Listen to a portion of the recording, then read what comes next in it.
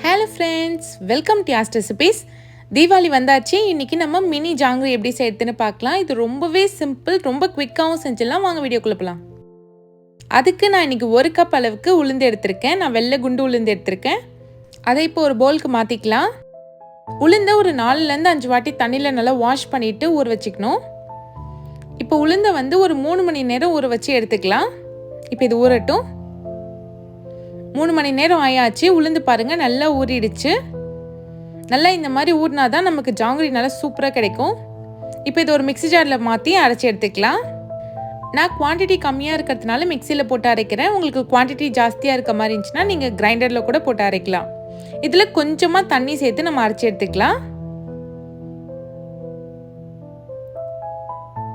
இப்போ மாவு அரைச்சாச்சு. பாருங்கள் இந்த மாதிரி பந்து மாதிரி விழணும். ரொம்ப தண்ணியாக அரைக்கக்கூடாது. இப்போ இதில் 1/2 கப் அளவுக்கு கார்ன்ஃப்ளவர் எடுத்துக்கலாம். 1 கப் உளுந்துக்கு 1/2 கப் கார்ன்ஃப்ளவர் கரெக்டாக இருக்கும். ஒரு சிட்டிகை கலர் பொடி சேர்த்துக்கலாம். இதில் 1 ஸ்பூன் அரிசி மாவு சேர்த்துக்கோங்க. வெளியே நல்லா மொறுமொறுன்னு இருக்கும் ஜாங்கிரி, அதுக்கு தான் சேர்க்குறோம். இப்போ இதை நல்லா மிக்ஸ் பண்ணி விட்டுக்கோங்க. மாவு பார்த்தீங்கன்னா இந்த மாதிரி கன்சிஸ்டன்சியில் இருக்கணும். உங்களுக்கு தண்ணி வேணும்னா கொஞ்சமாக தண்ணி சேர்த்து இந்த மாதிரி கன்சிஸ்டன்சியில் கொண்டு வந்துக்கோங்க. இப்போ சர்க்கரை பாகு ரெடி பண்ணிக்கலாம். 1 கப் சர்க்கரை சேர்த்துக்கோங்க. இதோடவே 1 கப் தண்ணி சேர்த்துக்கலாம். உளுந்து வாசனை வராமல் இருக்க இதில் 1 ஸ்பூன் ரோஸ் எசன்ஸ் சேர்த்துருக்கேன். இது ஆப்ஷனல் தான், சேர்க்காமலும் செய்யலாம். இது நல்லா ஒரு 10 நிமிஷம் கொதிக்க வச்சுக்கலாம். இப்போ இது கொதிக்கட்டும், நம்ம ஜாங்கிரி ரெடி பண்ணிக்கலாம். இப்போ ஒரு கிளாஸ் எடுத்துக்கலாம். அதில் இந்த பைப்பிங் பேக் வச்சுருக்கேன். நீங்கள் பைப்பிங் பேக்கில் தான் செய்யணும்னு இல்லை, நீங்கள் பால் கவர் இல்லைனா எண்ணெய் கவரில் கூட செய்யலாம். இப்போ ஜாங்கிரி மாவை இதோட சேர்த்துக்கலாம். இப்போ எல்லா மாவையும் சேர்த்தாச்சு. இப்போ உங்களுக்கு எந்த அளவுக்கு திக்னஸ் வேணுமோ அதுக்கேற்ற மாதிரி நீங்கள் கட் பண்ணிக்கோங்க. கட் பண்ணியாச்சு.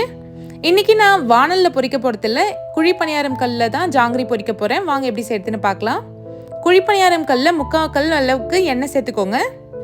இப்போ எண்ணெய் லைட்டாக சூடாயிடுச்சு. நம்ம ஜாங்கிரி பொரியை ஸ்டார்ட் பண்ணிடலாம். நல்லா பொறுமையாக இந்த மாதிரி பிழிஞ்சு விடுங்க.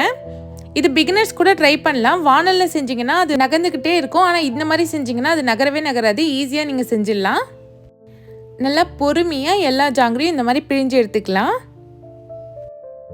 இந்த மாதிரி பண்ணுறதுனால நமக்கு எண்ணெயும் கம்மியாக தான் தேவைப்படும். இப்போ எல்லாத்தையும் பிழிஞ்சு விட்டாச்சு. இது ஒரு 2லேருந்து 3 நிமிஷம் ஆகும் வேகிறதுக்கு. வேகட்டும். கேஸை மீடியம் ஃப்ளேமில் வச்சு வேக வைங்க. இப்போ இது ஒரு சைட் வெந்துடுச்சு. இப்போ திருப்பி போட்டுக்கலாம்.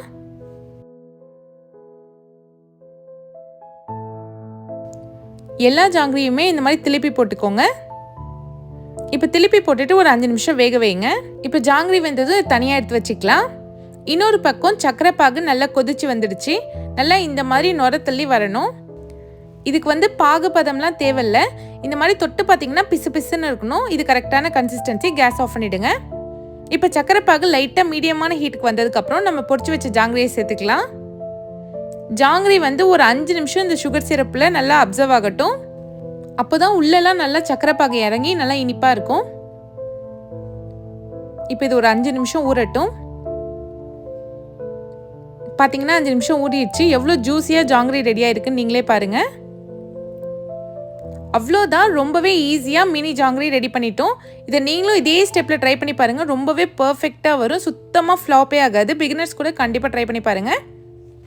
இந்த தீபாவளிக்கு நீங்களே உங்கள் கையால் ஜாங்கிரி செஞ்சு அசத்திடுங்க. இந்த வீடியோ உங்களுக்கு பிடிச்சிருந்தா மறக்காமல் யாஸ்ட் ரெசிபீஸ் சேனலை சப்ஸ்கிரைப் பண்ணிவிடுங்க. தேங்க்ஸ் ஃபார் வாட்சிங்.